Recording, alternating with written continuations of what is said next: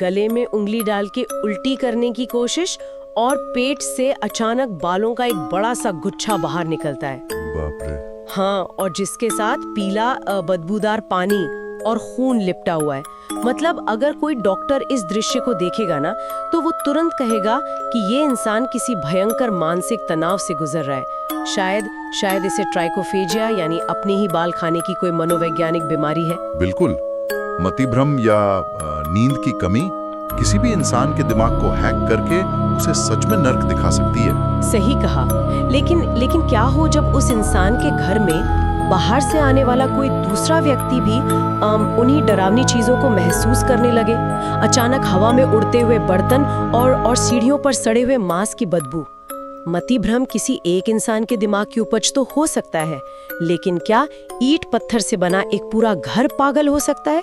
यहीं पर ममन विज्ञान और पैरानॉर्मल के बीच की वो जो मोटी दीवार है ना, वो अचानक से बहुत पारदर्शी लगने लगती है। देखिए, जब हम किसी डरावनी घटना का विश्लेषण करते हैं तो हमारे पास दो ही चश्मे होते हैं। या तो सब कुछ दिमाग का खेल है या फिर कोई अदृश्य शक्ति है। लेकिन आज के इस विस्तृत विश्लेषण में हम जिस खौफनाक मामले की तह में जाने वाले हैं वो इन दोनों दुनियाओं के बीच के ग्रे एरिया में खड़ा है।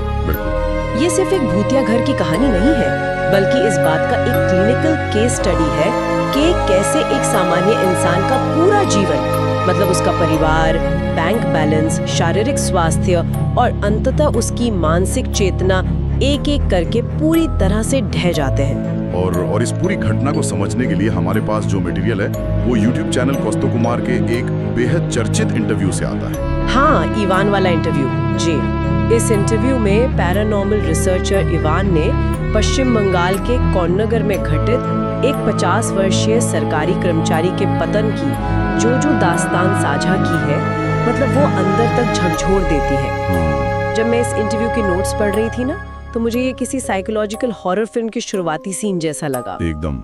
इवान बताता है कि रात के करीब 9 बज रहे थे। वो बारसात कोट से लौटते हुए बाली खाल के पास एक चाय की दुकान पर रुका था। और वहाँ उसकी नजर एक ऐसे व्यक्ति पर पड़ती है जिसे देखकर ऐसा लग रहा था मानो उसकी आंखों में कई जन्मों की नींद बाकी हो। वो जो उस व्यक्ति का हुलिया था ना, वो इस पूरी पहेली का पहला सुराग है। इवान ने स्पष्ट रूप से गौर किया कि वो कोई सड़क पर रहने वाला इंसान नहीं था। वो एक संभ्रांत 50 वर्षीय केंद्र सरकार का कर्मचारी था। सही कहा। लेकिन उसकी ऑरा या कह लीजिए उसकी शारीरिक ऊर्जा इतनी नकारात्मक और थकी हुई थी कि कोई भी उसे देखकर विचलित हो जाए। वह इंसान कुन्ना घर के एक बड़े पुश्तैनी घर में रहता था और महज 1 साल पहले तक उसका जीवन उस चाय की दुकान से बहुत दूर एक एकदम आदर्श पारिवारिक जीवन था। हाँ, घर में पत्नी, एक 16-17 साल की बेटी, एक मानसिक रूप से कमजोर बड़ा भाई और एक काम वाली थी। मतलब एक परफेक्ट मिडिल क्लास ढांचा। लेकिन इवान के मुताबिक अचानक बिना किसी वजह के उस व्यक्ति के जीवन में एक ऐसा भूचाल आता है जिसका कोई तार्किक आधार ही नहीं था। मतलब पत्नी के साथ भयंकर झगड़े शुरू हो जाते हैं, ऐसे झगड़े जिनका कोई सिर पैर नहीं था। और ऑफिस में भी तो? हाँ, ऑफिस में जहाँ उसके संबंध सालों से बेहतरीन थे, वहाँ वो अपने सहकर्मियों से उलझने लगता है। और फिर एक बहुत ही अजीब आर्थिक पतन होता है। एक गलत जगह निवेश करने से अचानक उसके 5 लाख रुपए डूब जाते हैं। ओहो। अगर हम इसे कंप्यूटर की भाषा में समझने की कोशिश करें ना, तो ये ऐसा है जैसे किसी सिस्टम में कोई नया बेहद खतरनाक वायरस आ गया हो। लेकिन एक बात है, एक हैकर कभी सीधे मेन सर्वर पे हमला नहीं करता। बिल्कुल नहीं। वो सबसे पहले सिस्टम के एंटीवायरस को डिसेबल करता है। एकदम सही। और एक इंसान का एंटीवायरस क्या होता है? उसका परिवार, उसके दोस्त, उसकी आर्थिक सुरक्षा। तो क्या ये संभव नहीं है कि ये कोई मिड लाइफ क्राइसिस हो, जहाँ अत्यधिक तनाव के कारण वो व्यक्ति खुद ही अपने आसपास के रिश्तों को खराब कर रहा हो? देखिए, मनोविज्ञान इसे सेल्फ सैबोटाज या आत्मविनाशकारी व्यवहार कह सकता है, जो अक्सर भारी डिप्रेशन में देखा जाता है।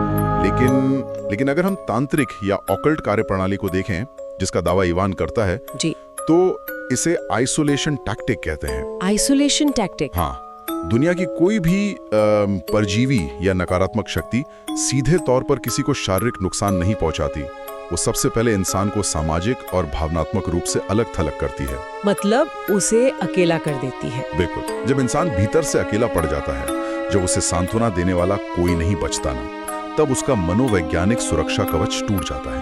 और एक बार वो कवच टूटा तो बाहरी शक्तियों के लिए दिमाग पर कब्जा करना बहुत आसान हो जाता है। बाप रे, ये अलगाव की जो रणनीति है वाकई खौफनाक है। लेकिन इसके बाद जो होता है वो सिर्फ मानसिक नहीं रहता।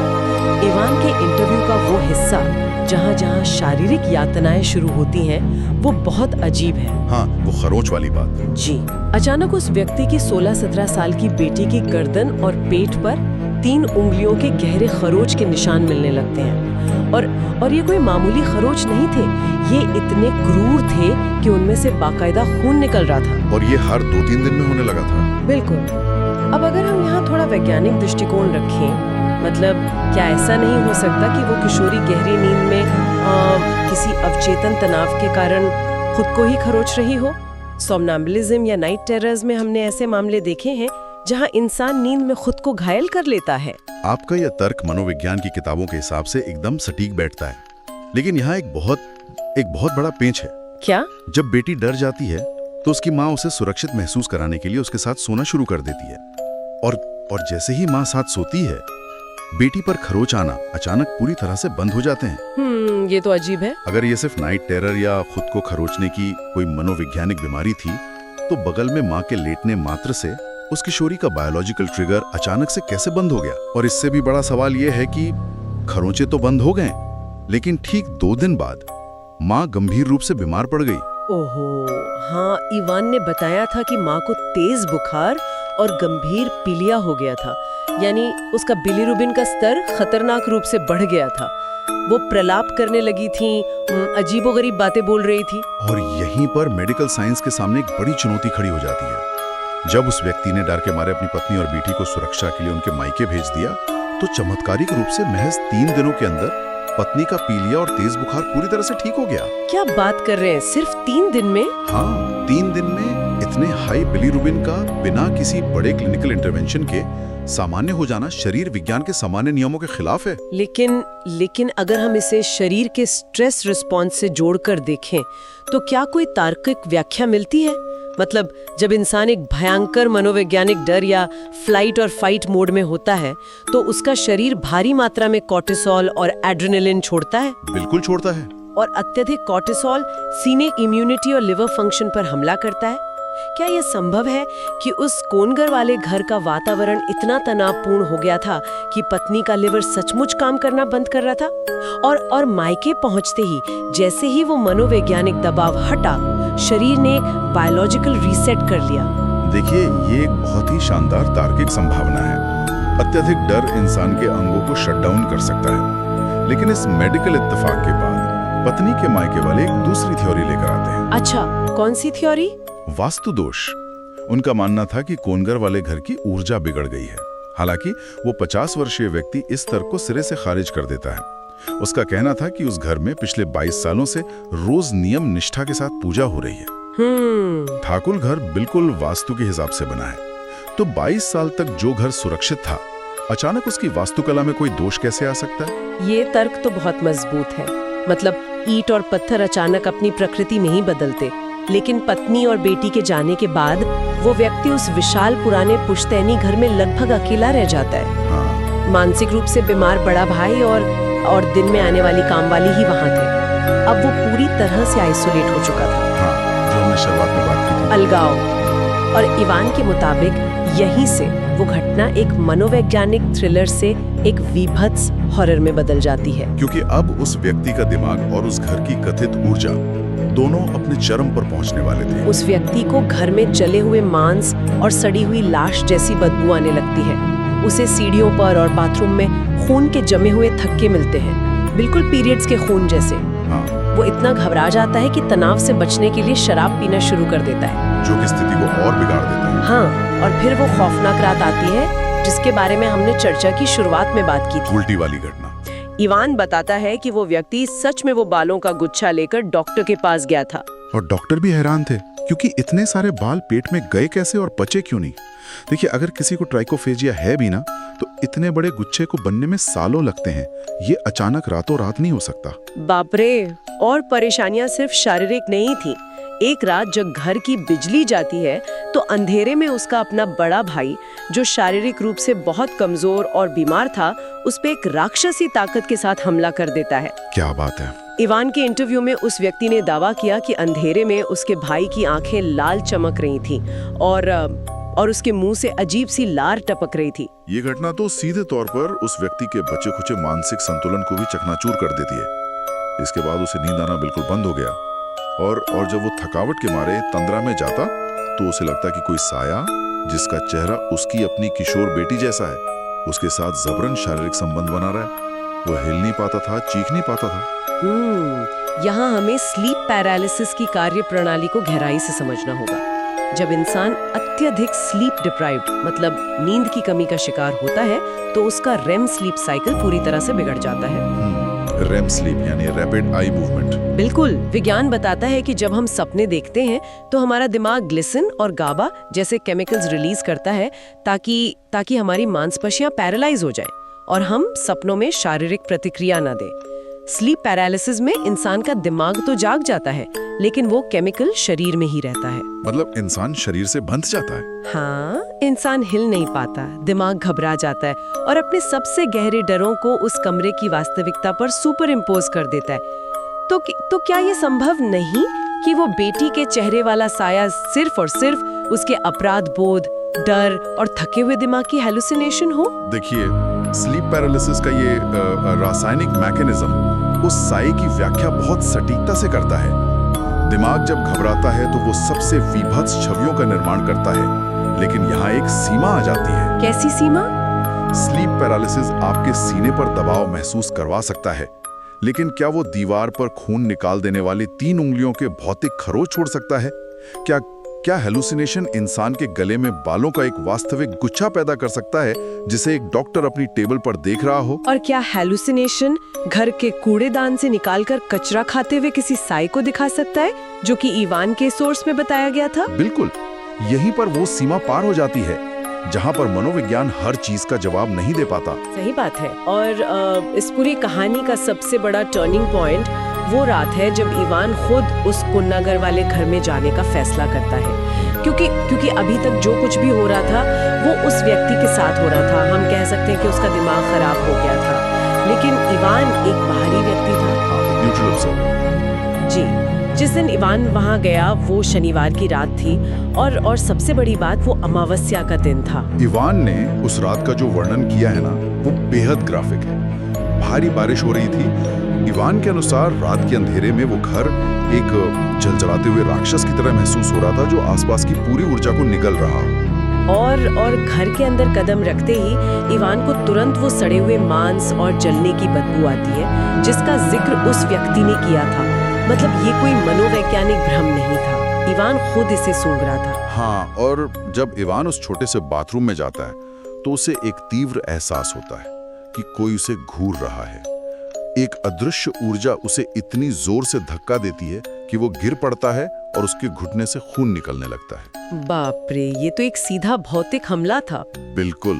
लेकिन सबसे ज्यादा चौंकाने वाली घटना किचन में होती है। इवान अपनी खुली आंखों से देखता है कि गैस स्टोव पर पके हुए मांस की एक कढ़ाई रखी है और वो अचानक अपने आप हवा में पलट जाती है। सारा मांस फर्श पर बिखर जाता है। क्या एक बाहरी और पेशेवर रिसर्चर का अपनी आंखों से गुरुत्वाकर्षण के नियमों को टूटते देखना, मतलब ये इस केस को पूरी तरह से बदल देता है। कोई भी दिमागी बीमारी हवा में कढ़ाई नहीं उछाल सकती। तो इवान का निष्कर्ष क्या था इस सब पर?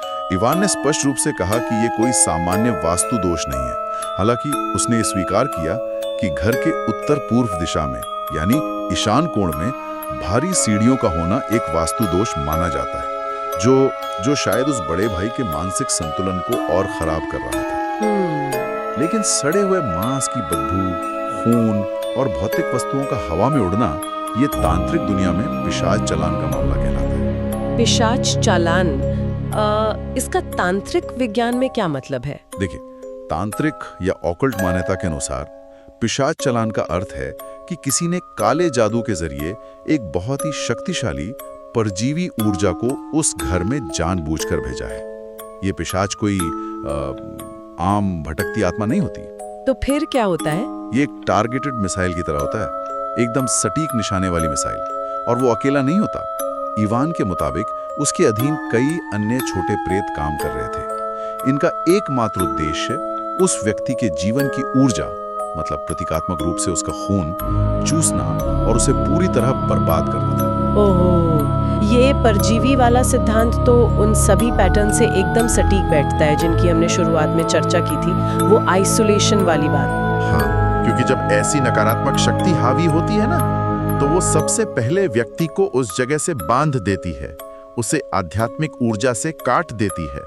उस व्यक्ति ने खुद इवान को बताया था कि उसने अनजाने में ही अपने ठाकुर घर जाना बंद कर दिया था। और इवान ने जो सबसे डरावनी बात नोटिस की, उस घर के ऊपर से पक्षियों ने उड़ना बंद कर दिया था। वो व्यक्ति आंगन में दाना डालता था, लेकिन कोई पक्षी वहां नहीं आता था। प्रकृति और जानवर अक्सर इंफ्रासाउंड या इलेक्ट्रोमैग्नेटिक फील्ड में होने वाले बदलावों को इंसानों से बहुत पहले महसूस कर लेते हैं। अगर घर में कोई भारी ऊर्जा या वैक्यूम बन गया था तो पक्षियों का वहां ना आना वैज्ञानिक रूप से भी समझ में आता है। लेकिन इस खौफनाक कहानी का असर सिर्फ उस कुनघर वाले घर तक सीमित नहीं रहा। आप उस स्टूडियो वाली घटना की बात कर रही हैं? जी हाँ, जब इवान इस घटना को पॉडकास्ट पे रिकॉर्ड कर रहा था, तब स्टूडियो में जो मेटा हॉरर घटना घटी वो ये सोचने पे मजबूर कर देती है कि क्या सिर्फ इन चीजों के बारे में बात करना भी खतरनाक है। इवान ने बताया कि उस एपिसोड को शूट करने में कई बार रुकावटें आई। ऑडियो में बार-बार अजीबोगरीब ग्लिच आ रहे थे, रोबोटिक आवाजें सुनाई दे रही थी। और जिस रात फाइनल रिकॉर्डिंग चल रही थी, समय था लगभग रात के 3:15 बजे, स्टूडियो के बाहर उनका एक जूनियर स्टाफ खाना बना रहा था। वो अचानक घबराया हुआ अंदर आता है और बताता है कि जब वो खाना चला रहा था तो अचानक चम्मच से मांस का एक टुकड़ा हवा में उछलकर दूर खिड़की के पास जाकर गिरा। बाप रे। ठीक वैसी ही घटना जैसी इवान ने कौरनगर के उस घर की रसोई में देखी थी। तो यहाँ सवाल ये उठता है कि क्या ये महज एक संयोग था, या फिर इंसान का अवचेतन मन और बाहरी ऊर्जाएं आपस में जुड़ जाती हैं? देखिए, इसे मनोविज्ञान में सिंक्रोनिसिटी या मास हिस्टीरिया का सूक्ष्म रूप भी कह सकते हैं। बिल्कुल, इंसान का दिमाग हमेशा पैटर्न्स खोजता है। मतलब जब एक पूरा कमरा किसी भयानक फ्रीक्वेंसी पर चर्चा कर रहा हो, जब सभी डरे हुए हों, तो क्या हमारा सामूहिक डर हमारे आसपास के वातावरण की भौतिकता को प्रभावित कर सकता है? क्या हमारा डर ही उस मांस के टुकड़े को उछालने वाली ऊर्जा बन गया था?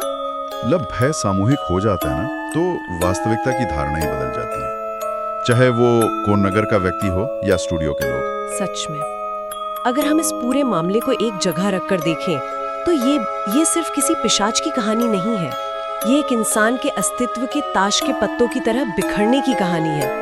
जो व्यक्ति कल तक एक सम्मानित जीवन जी रहा था, आज उसका परिवार टूट चुका है, बैंक बैलेंस खत्म है, स्वास्थ्य गिर रहा है, और सबसे भयानक बात, उसका अपनी ही आंखों और अपने ही दिमाग से विश्वास उठ चुका है। और यही डिप्रेशन या किसी ऑकल्ट अटैक का अंतिम लक्ष्य होता है, इंसान की अपनी वास्तविकता पर पकड़ को पूरी तरह से खत्म कर देना।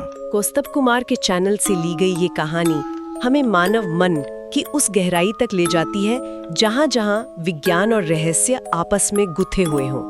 इस पूरी चर्चा के बाद एक ऐसा विचार है जो उन स्रोतों में सीधे तौर पर नहीं लिखा है, लेकिन इस पूरी घटना की बुनियाद में धड़क रहा है। कौन सा विचार? देखिए, विज्ञान हमेशा ये कहता है कि हम जिस चीज पर सबसे ज्यादा ध्यान केंद्रित करते हैं, जिस डर को हम अपने अंदर पालते हैं, हमारा दिमाग धीरे धीरे उसे हमारे लिए हकीकत बनाने लगता है।